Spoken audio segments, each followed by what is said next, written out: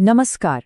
कभी सोचा है कि भारत के तट पर हुई एक मामूली सी दिखने वाली समुद्री लड़ाई ने हमारे देश का भविष्य हमेशा के लिए कैसे बदल दिया? देखिए, यूरोपीय ताकतें भारत के बेशकीमती व्यापार मार्गों पर कब्जा करने के लिए किसी भी हद तक जाने को तैयार थीं। चलिए, आज इसी दिलचस्प कहानी की तह तक चलते हैं और देखते हैं कि ये सब शुरू कैसे हुआ। आज हम बात करने वाले हैं स्वाली की उस लड़ाई की जिसने न सिर्फ भारत के इतिहास का रुख मोड़ा बल्कि एक ताकतवर साम्राज्य के अंत और दूसरे के उदय की नींव भी रख दी।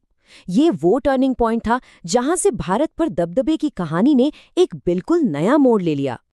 तो सवाल ये है कि ये सब शुरू कैसे हुआ। चलिए टाइम में थोड़ा पीछे चलते हैं और देखते हैं कि कौन कब आया और क्यों ये दौड़ इतनी जरूरी हो गई थी कि इसने दुनिया का नक्शा ही बदल कर रख दिया। सबसे पहले आए पुर्तगाली 1498 में, और सोचिए, उन्हें लगभग 100 साल की पूरी बढ़त मिली। लेकिन फिर माहौल तेजी से बदला। 1602 में डच आ गए और उसके ठीक 6 साल बाद 1608 में अंग्रेजों ने भी दस्तक दे दी। मतलब असली मुकाबला अब शुरू होने वाला था। और इस पूरी रेस का इनाम क्या था? मसाले। जी हाँ, मसाले। आज शायद यकीन करना मुश्किल लगे, लेकिन उस जमाने में यूरोप में जायफल जैसी चीजों की कीमत सोने से भी ज्यादा थी। तो ये व्यापार सिर्फ मुनाफे का नहीं, बल्कि बेहिसाब ताकत और दबदबे का सौदा था। अब इतने बेशकीमती व्यापार पर कब्जा करना है, तो पुर्तगाली ये बात अच्छी तरह जानते थे कि सिर्फ व्यापारी बनकर काम नहीं चलने वाला, उन्हें समुद्र पर राज करना होगा, और इसके लिए उन्हें एक ताकतवर समुद्री साम्राज्य बनाना ही था। और उनके कंट्रोल का सबसे बड़ा हथियार था ये कार्टा सिस्टम। अब ये क्या था? इसे आप एक तरह का समुद्री पासपोर्ट या कहिए कि गुंडा टैक्स समझ सकते हैं। मतलब हिंद महासागर में किसी भी जहाज को व्यापार करने से पहले पुर्तगालियों से ये लाइसेंस खरीदना पड़ता था। ये अपना एकाधिकार जमाने और हर किसी से टैक्स वसूलने का एक बहुत ही शातिर तरीका था।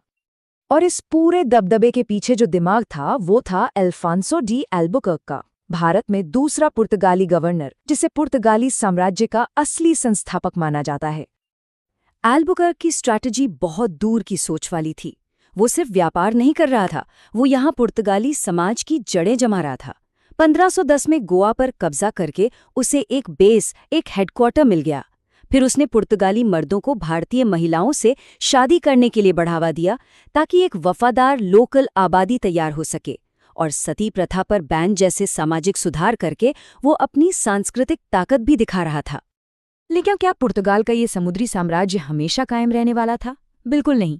जल्द ही मैदान में एक नए तरह का खिलाड़ी उतरा, जिसके पास कोई ताज तो नहीं था, लेकिन एक रेवोल्यूशनरी बिजनेस मॉडल जरूर था।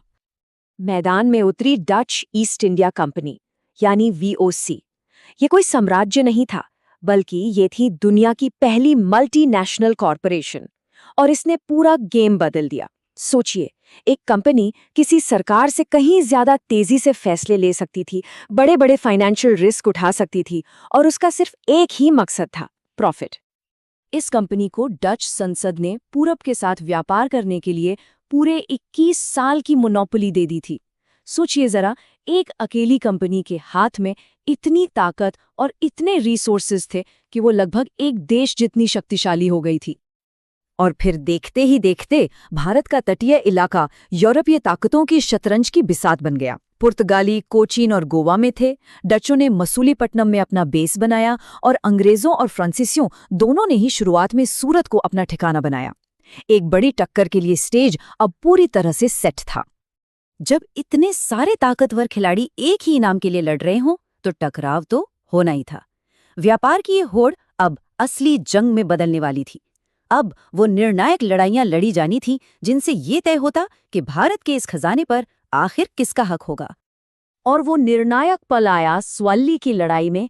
यहाँ एक छोटे से ब्रिटिश जहाजी बेड़े ने ताकतवर पुर्तगाली नौसेना को धूल चटा दी।